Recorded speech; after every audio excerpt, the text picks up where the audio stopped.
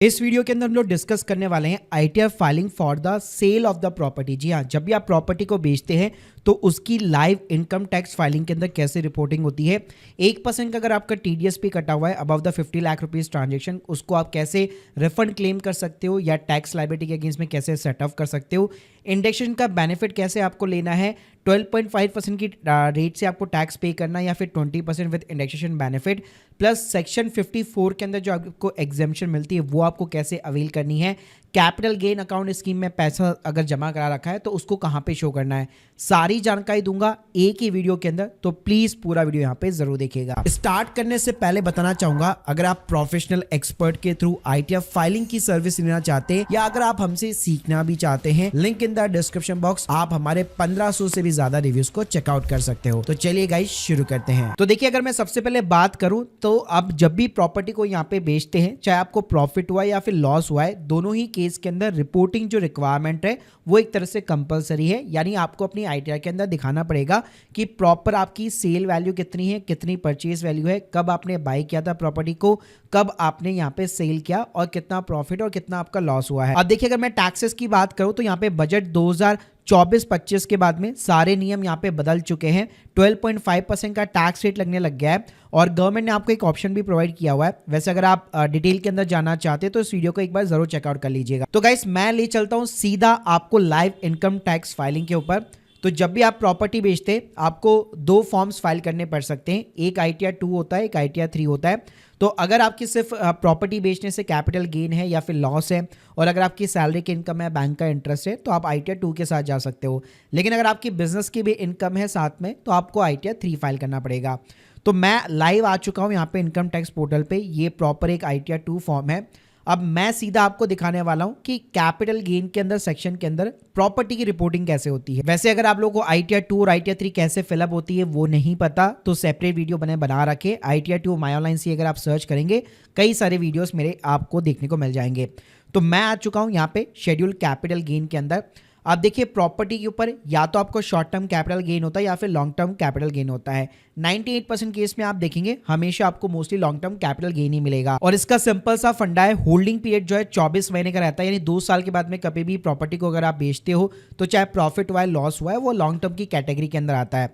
तो यहाँ पे आपको कॉलम बी के अंदर जाना है और यहाँ पे अब आप देखेंगे तो फर्स्ट जो कॉलम होता है from the sale of the land और द बिल्डिंग और द बॉथ, इसी कॉलम के अंदर यहाँ पे आपको जो है रिपोर्टिंग करनी है। अब यहाँ पे आप देखेंगे तो सबसे पहले डेट ऑफ द परचेज आता है। तो जिस भी प्रॉपर्टी, लैंड को या प्लॉट व्हाटएवर या शॉप जो भी है आपका, आपने जब भी उसको यहाँ पे जो है खरीदा था और किस डेट को बेचा है, तो ये दोनों डेट्स आपको पुट करनी पड़ती है। वैसे मैं बताना चाहूंगा इसके ऊपर हम लोगों ने एक प्रॉपर एक्सेल बेस्ड कैलकुलेटर भी यहाँ पे बना रखा है, तो जिसमें मैं एक बार आपको पहले रफ सिनेरियो दे देता हूँ।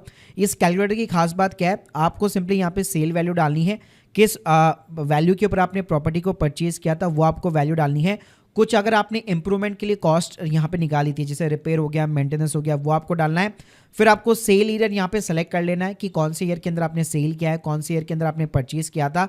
तो ऑटोमेटिकली जो भी यहाँ पे रिजीम है, जैसे आपको पता होगा प्रॉपर्टी के अंदर बजट 2024 से चेंज आया है, तो ओल्ड रिजीम के अंदर अगर आप देखेंगे तो वहाँ पे 20% का टैक्स रेट लगता है लेकिन आपको इंडेक्सेशन का बेनिफिट मिल जाता है।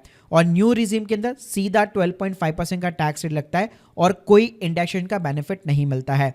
तो दोनों में जिसमें भी कम टैक्स आ रहा होगा आपको यहाँ पे इजीली पता लग जाएगा। तो ये एक्सेल शीट से आप बहुत आसानी से यहाँ पे रिपोर्टिंग कर सकते हैं। तो सबसे पहले हम लोगों ने डेट ऑफ परचेज डाल दिया, फिर डेट ऑफ सेल डाल दिया, फिर यहाँ पे आता है full value of the consideration यानी टोटल सेल वैल्यू। तो जो भी प्रॉपर्टी की आपकी सेल वैल्यू है अल्टीमेटली वो आपको यहाँ पे पुट करनी है। फिर उसके बाद में नीचे की साइड में आप आएंगे तो यहाँ पे डिडक्शन अंडर सेक्शन 48 मिलेगा। तो यहाँ पे आपको मिलता है cost of acquisition without indexation. जी हाँ, तो जिस वैल्यू के ऊपर आपने प्रॉपर्टी को बाय कर रखा था वो आपको वैल्यू डालनी है। यानी पहले हम लोगों ने डेट्स इंसर्ट कर दी, फिर हम लोगों ने यहाँ पे सेल वैल्यू डाल दी, बाय वैल्यू डाल दी। अब देखिए, इसका जो इंडेक्सेशन बेनिफिट वगैरह होगा वो सब कुछ सिस्टम अपने आप कैलकुलेट करेगा। फिर उसके बाद में यहाँ पे टोटल कॉस्ट ऑफ इंप्रूवमेंट का कॉलम मिलेगा। तो कोई रिपेयर एंड मेंटेनेंस या कुछ आपने खर्चा किया है बिल्डिंग के ऊपर बेसिकली, तो यहाँ पे आप ईयर सेलेक्ट कर सकते हैं और जितना भी खर्चा वगैरह किया वो आप डाल सकते हैं और उसका भी जो इंडेक्सेशन होगा वो सिस्टम अपने आप ही यहाँ पे कैलकुलेट कर लेगा। फिर उसके बाद में आपने जो प्रॉपर्टी को यहाँ पे बेचा है तो ऑब्वियसली बात है उस पर एक्सपेंडिचर हुआ होगा उस प्रॉपर्टी को ट्रांसफर वगैरह करने के अंदर, तो जो भी खर्चा वगैरह हुआ है वो सारा खर्चा आप यहाँ पे ऐसे डिडक्शन क्लेम कर सकते हो। तो जैसे ही आप ये 3 फिगर्स डालते, सेल वैल्यू, बाय वैल्यू और उसके अलावा कॉस्ट ऑफ इंप्रूवमेंट हो गया और उसके अलावा एक्सपेंडिचर हो गया, तो अपने आप ही यहाँ पे सिस्टम जो है आपका कैपिटल गेन कैलकुलेट कर लेता है। तो देखो अगर मैं इसको एक्सेल शीट के थ्रू यहाँ पे समझाना चाहूँ, तो अगर मैं ओल्ड टैक्स के बाद में बात करूँ तो 16,15,000 के अंदर प्रॉपर्टी को बेचा गया, 10,89,000 की इंडेक्सेशन कॉस्ट निकल रही है, कॉस्ट ऑफ इंप्रूवमेंट भी इतना ही निकल रहा है और टोटल जो है 3,98,000 रुपए का गेन बन रहा है। वहीं पे न्यू टैक्स रिजीम के अंदर 11,87,000 रुपए का गेन बन रहा है और दोनों के अंदर यहाँ पे टैक्स रेट कैलकुलेट होकर हो चुकी है। अब यहाँ पे भी अगर आप देखेंगे सेम चीज मिलेगी आपको, 11,87,000 आप देख सकते हैं, 3,98,000। तो जो चीजें एक्सेल में आपको दिख रही है सेम सिस्टम वही कैलकुलेट करके देता है। तो यहाँ पे अच्छी बात क्या है कि गवर्नमेंट ने आपको ऑप्शन दे रखा है कि भाई जिसके अंदर भी आपका कम टैक्स बनता है आप उस रिजीम के साथ में जा सकते हो। तो सिस्टम अपने आप यहाँ पे पता लगा लेता है कि हाँ यार आपका 1,48 ना इसके अंदर बन रहा है और 79,600 इसके अंदर बन रहा है। तो दोनों के अंदर जो भी यहाँ पे कम होगा उसी के अकॉर्डिंग आपका टैक्स रेट चार्ज होगा। यानी अगर इंडेक्सेशन बेनिफिट आपके लिए बेनिफिट है तो उसके साथ में जाएगा, वरना सीधा 12.5% का टैक्स रेट लग जाएगा। इसके अलावा इसके अंदर एक और आपको एडिशनल डिटेल्स देनी पड़ती है। जो भी बायर है उसका आपको नाम डालना पड़ेगा, पैन नंबर, किस अमाउंट के ऊपर उसने प्रॉपर्टी को बाय किया है, एड्रेस वगैरह हो गया, उसका पर्सनल एड्रेस वगैरह, ये चीजें आपको पुट करनी पड़ेगी। तो आप जैसे यहाँ पे रिपोर्टिंग कर देते सिंपली आप कंफर्म कर दीजिए। अब इसका टैक्स का इंपैक्ट कहां पे आएगा वो भी मैं आपको बता देता हूं।